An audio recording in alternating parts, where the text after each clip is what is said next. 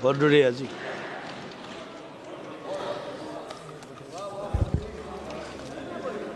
मैं बोलता हूं तो इल्जाम है बगावत का, मैं चुप रहूं तो बड़ी बेबसी सी होती है। सभापति जी, आज 39 बरस बाद भारतीय जनता पार्टी सरकार के कुकर्मों के कारण हमें अपने शानदार लोकसभा अध्यक्ष आदरणीय श्री ओम बिरला जी के खिलाफ अविश्वास प्रस्ताव लाना पड़ा है। मैं आदरणीय संसदीय कार्य मंत्री जी को बड़े गौर से सुन रहा था कल। उन्होंने बड़ी चालाकी से विपक्ष पर दोष मढ़ दिया। बड़ी चालाकी से संसदीय कार्य मंत्री ने विपक्ष पर दोष मढ़ दिया कि हम देश की संवैधानिक संस्थाओं को कमजोर कर रहे हैं। सच तो यह है, आपने 2014 के बाद देश की सभी संवैधानिक संस्थाओं का राजनीतिकरण किया है, संघीकरण करने का काम किया है, बीजेपीकरण किया है। अब इस लोकतंत्र के पवित्र मंदिर के महान आसन का भी आप बीजेपीकरण करने पर आमादा हैं, आसन की मर्यादा तार तार करने पर आमादा है। इसलिए हम विपक्ष के लोग इस आसन की गरिमा को बचाने के लिए अविश्वास प्रस्ताव लेकर के आए हैं। आसन हम सबको संरक्षण देता है, लेकिन बीजेपी सरकार आसन को कठपुतली बनाने की चेष्टा कर रहा है। इसलिए विपक्ष आसन के संरक्षण के लिए अविश्वास प्रस्ताव लेकर के आया है। जब संसदीय कार्य मंत्री गिना रहे थे, इतना शून्य काल में मौका दे दिया, इतना पॉइंट, इतना कानून मंत्री कह रहे थे कि हाँ इतना हमने मौका दे दिया। पीछे बैठे सदस्य कह रहे थे कोई पॉइंट ऑफ ऑर्डर नहीं, बैठ जाइए। कानून मंत्री कह रहे थे बोलने दे रहे हैं, इतना मौका दे दिया इसीलिए दिमाग खराब है। पीछे बैठे, आप वीडियो निकाल लीजिए, पीछे बैठे सदस्य कह रहे थे कोई मौका आगे नहीं मिलेगा। हम सत्ता पक्ष के इसी रवैये के खिलाफ अविश्वास प्रस्ताव लेकर के विपक्ष को आना पड़ा। आप कह रहे थे इतना सप्लीमेंट्री दे दिया विपक्ष को, हम सरकार से खैरात मांग रहे हैं क्या? हाँ, माननीय अध्यक्ष जी ने दिया है समय, ये उनका बड़प्पन है, उनका विराट व्यक्तित्व दर्शाता है। 21 महीने के कार्यकाल में हम समाजवादियों को और खासकर हमारे नेता पीडीए के जननायक, शोषित, पीड़ित, वंचित, दबे कुचले लोगों की सशक्त आवाज माननीय अखिलेश यादव जी को उनका भरपूर स्नेह मिला है। इसमें कोई हम इस बात को नजरअंदाज नहीं कर सकते। लेकिन डरपोक भारतीय जनता पार्टी की सरकार माननीय अध्यक्ष जी के आसन के पीछे छुप करके विपक्ष की आवाज को दबाना चाहती। श्रीमान राहुल गांधी जी केवल नेता प्रतिपक्ष नहीं है, बल्कि इस देश के करोड़ों आम आवाम की, वंचित वर्ग की आवाज है। इंडिया गठबंधन के 42% मतदाताओं की आवाज है। माननीय सदस्य ऐसा बोल रहे थे, कई सदस्य बोले, ऐसा लग रहा था कि वो अध्यक्ष जी के खिलाफ अविश्वास प्रस्ताव पर भाषण नहीं कर रहे हैं, वो नेता प्रतिपक्ष के खिलाफ अविश्वास प्रस्ताव आया है उस पर भाषण कर रहे थे। लोकतंत्र केवल बहुमत से नहीं चलता, लोकतंत्र असहमति से चलता है, सवालों से चलता है। जब विपक्ष की आवाज को दबाया जाता है तो केवल विपक्ष की आवाज नहीं दबती, बल्कि करोड़ों आम आवाम की आवाज दबती। हमने इसी सदन के, हमने पुराने सदन के अंदर श्रीमान अटल बिहारी वाजपेयी जी का भाषण सुना है, कम से कम उनसे सीख ले लेते। उन्होंने कहा था, कबीरदास जी का वो दोहा पढ़ा था कि निंदक नियरे राखिए आंगन कुटी छवाए, बिन पानी साबुन बिना निर्मल करे सुभाए। सदन की गरिमा बनाए रखना क्या सिर्फ विपक्ष की जिम्मेदारी है? मैं मानता हूं उससे बड़ी जिम्मेदारी सत्ता पक्ष की है। मुझे आज आदरणीय गुरु उदय प्रताप सिंह जी की कविता की 4 पंक्तियां बरबस याद आ रही।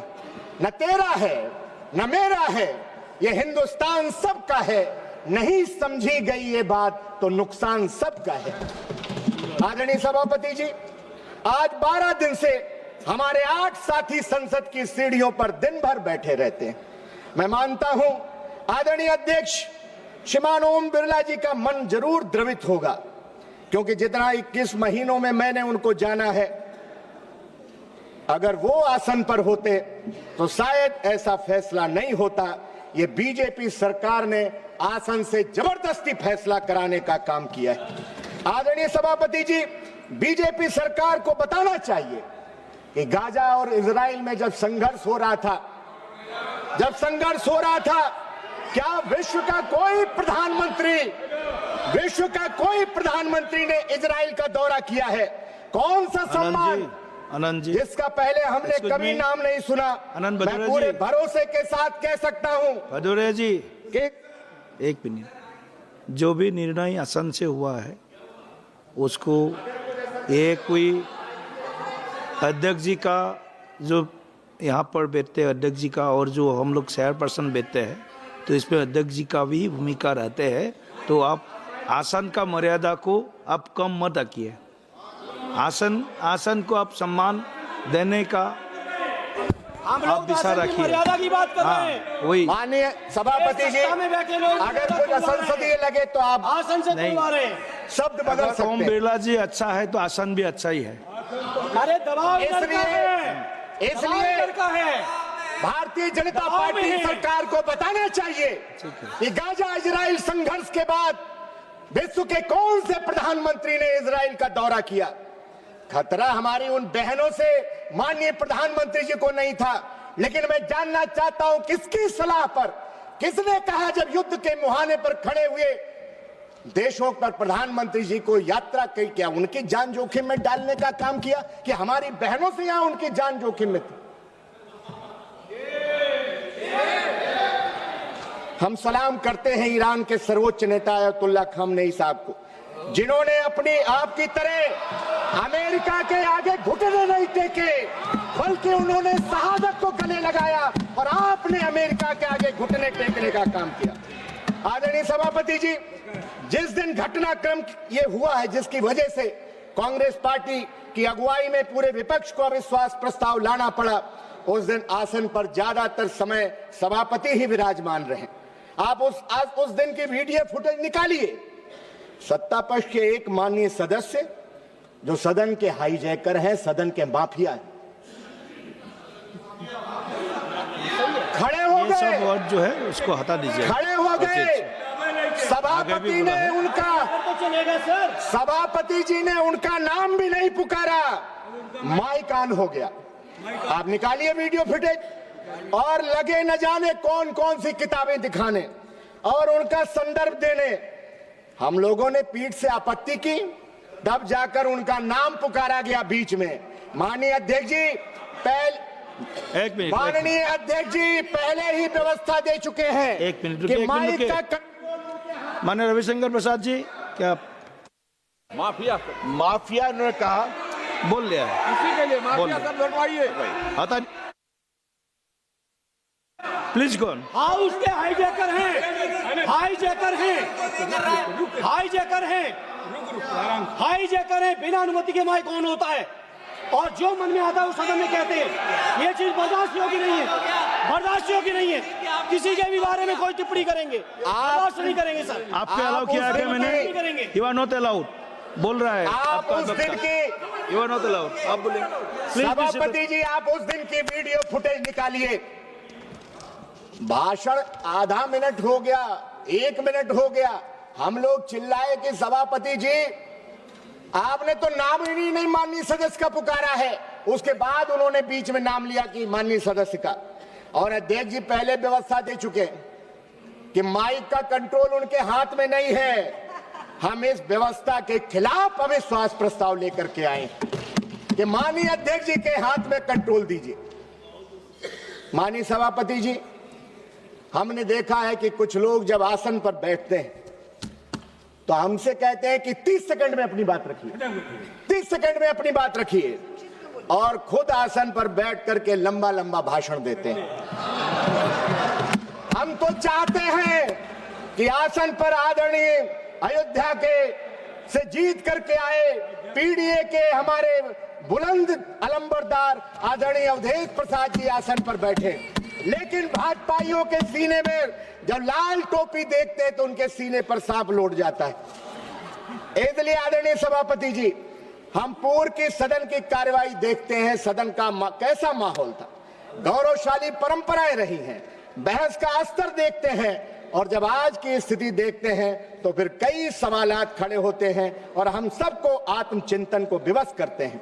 हम विपक्ष के खासकर नए सांसद दिल्ली की चमक दमक देखने नहीं आए हैं सभापति जी, कैंटीन में मेदू वड़ा खाने नहीं आए हैं। हम अपने अपने क्षेत्र की लाखों जनता की उम्मीदें लेकर के दिल्ली आए हैं। क्या 2014 के बाद आपने सांसद पद की गरिमा नहीं गिराई है? आपने पूरे देश में और खासकर उत्तर प्रदेश में सांसदों विधायकों की गरिमा को अफसरशाही के हाथों में गिरवी रखने का काम कर दिया है। आदरणीय सभापति जी, जनता देखती है कि हमारे मुस्तकबिल का फैसला करने वाली संसद बढ़ती महंगाई, बेरोजगारी, किसानों की दुर्दशा, महिलाओं पर बढ़ते अपराध, मजदूरों के हक, शिक्षा, स्वास्थ्य, सामाजिक न्याय पर कब बहस करेगी? आदरणीय सभापति जी, सरकार इस जवाबदेही से पीछे नहीं हट सकती कि लोकसभा के उपाध्यक्ष का चुनाव आज तक आपने क्यों नहीं कराया। पता नहीं आप किस घमंड में चूर हैं। नहीं हुआ 7 सालों से लगातार आप संवैधानिक संस्थाओं को कमजोर कर रहे हैं। मैं तो आपके गुरूर पर 4 पंक्तियां कहना चाहता हूं, और राहुल जी चले गए, मैं चाहता था कि वो उपस्थित रहते। राहुल जी ने खोली है, आपके गुरूर पे कहना चाहता हूं, राहुल जी ने खोली है मोहब्बत की दुकान। आगे सुन लीजिए, फिर वाह वाह करिएगा, आगे की लाइनें पर भी वाह वाह करिएगा। राहुल जी ने खोली है मोहब्बत की दुकान, क्योंकि नफरती लोगों को प्यार की जरूरत है, और जीत ने अंधा कर दिया है तुम्हें, तुझको एक हार की जरूरत है। अंत में मैं स्वस्थ लोकतंत्र की स्थापना, संवैधानिक मूल्यों की रक्षा के लिए, संसद की गरिमा बनाए रखने के लिए हम चाहते हैं इस सदन की कार्यवाही ऐसी हो जिस पर हर एक सांसद और देश की जनता को गर्व महसूस हो। अध्यक्ष महोदय के इशारे पर हम सब चले, इसके उल्टा न हो। मैं व्यक्तिगत रूप से आदरणीय ओम बिरला जी के प्रति विश्वास व्यक्त करते हुए इस अविश्वास प्रस्ताव का समर्थन करता हूं। जय हिंद, जय समाजवाद, पीडीए जिंदाबाद, माननीय अखिलेश यादव जी जिंदाबाद, समाजवादी पार्टी जिंदाबाद। आपने समय दिया, बहुत बहुत धन्यवाद। धन्यवाद।